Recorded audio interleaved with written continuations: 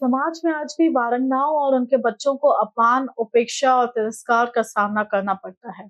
ऐसे बच्चों को शिक्षा और सम्मानजनक जीवन देने के लिए कैरल की समाज सेविका लीला ईसो पिछले 23 वर्षों से लगातार काम कर रही है। नागपुर के गंगा जमुना रेड लाइट क्षेत्र की स्थिति देखकर लीला ईसो ने अपना जीवन इन बच्चों के संगोपन और शिक्षा के लिए समर्पित करने का निर्णय लिया। उन्होंने शरण स्थान नामक संस्था से स्थापना की, जिसके माध्यम से आज 100 से अधिक बच्चों को रहने, पढ़ाई और बेहतर जीवन को सुविधा मिल रही है। शुरुआती दौर में आर्थिक कठिनाइयों के बावजूद लीला ईसो और उनके पति ईसो डैनियल ने केरल की अपनी संपत्ति और जेवर तक बेच दिए ताकि बच्चों की शिक्षा और देखभाल जारी रह सके। कई सामाजिक दबाव और धमकियों के बावजूद उन्होंने हार नहीं मानी और आज सैकड़ों बच्चे पढ़ लिख कर अपने पैरों पर खड़े हो चुके हैं। कर्करोग से जूझने के बावजूद लीला ईसो का हौसला कम नहीं हुआ और वे आज भी इन बच्चों के बेहतर भविष्य के लिए लगातार काम कर रही हैं। देखिए, हमारे शुरुआत ऐसे है कि अ, हम दोनों, मेरे पति ईसो दानियल और मैं दोनों बच्चा है, उनको लेकर के हम पढ़ाई कर रहे थे। उसके द्वारा नागपुर शहर में आया करते थे 2000 से। 2002 में भी आए थे और उसके बाद हमने एक बार 2002 में जब हम लोग आए थे पढ़ाई के दौरान, इधर में एक एक्सपोजर ट्रिप मिला है गंगा जमुना में। और दूसरे वो किसके द्वारा, हम मेरी देवर जो है इस क्षेत्र में पहले से काम शुरू किया है, तो उन्होंने हमें बताया है कि इन महिला और इन बच्चों का जिंदगी के बारे में असली में क्या, रेड लाइट एरिया क्या है। उस समय हमारे आंखों को खोला। जब हम जाके उधर विजिट किया तो हमारी मन को भावना को, मतलब समाज में जो अन्याय हो रहा है उनके विरुद्ध में काम करने के लिए यही हमारे शुरुआत है। उस समय में कोई भी उस क्षेत्र में काम नहीं कर रहा था, कोई भी संस्था नहीं था। जब हमारे संस्था उधर शुरू किया था, वो सारा अभी एक दो तो संस्था आया हुआ है उस जगह पर।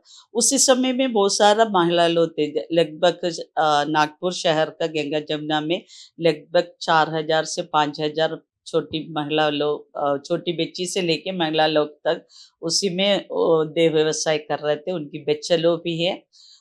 बहुत पैथेटिक कंडीशन था, प्रॉपरली सैनिटेशन नहीं था। बच्चे लोग बेयर फ्रूट में कर रहे थे, उनको कोई पढ़ाई करवाने के लिए उस सब के लिए कुछ भी नहीं था। अवेयरनेस कुछ भी नहीं था, कोई काउंसलिंग नहीं था। इन बच्चों को उस रेड लाइट एरिया का बाहर से कोई स्कूल में पढ़ाने का कोई मौका नहीं मिला था।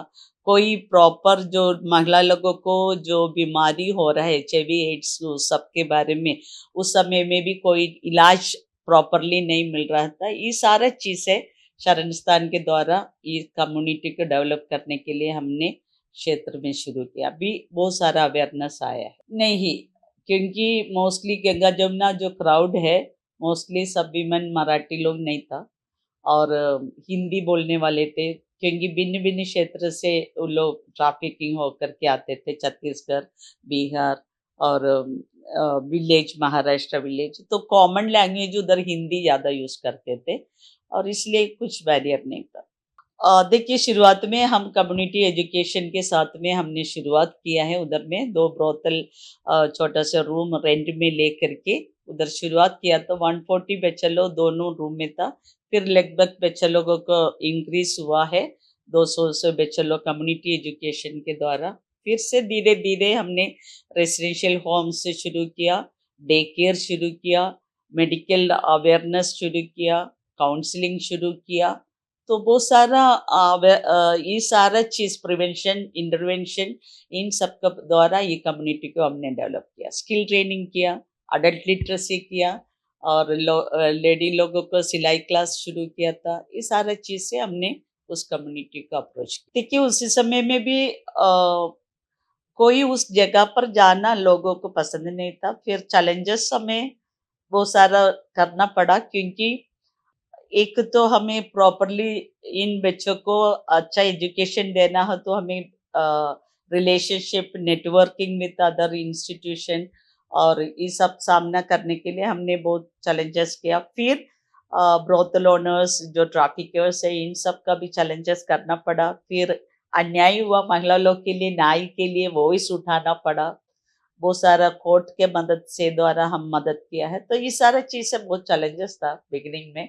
फिर उस क्षेत्र में जाना लोगों को उन लोग को नहीं पता था कि और जो स्टाफ हमारे साथ में लाइक माइंडेड स्टाफ लोग को मिलना, जैसे कि एक एजुकेशन टीचर उधर आकर के पढ़ाने के लिए हमको अच्छा एजुकेशन वाला कोई मिलना उधर नहीं नहीं सकते थे वो लोग।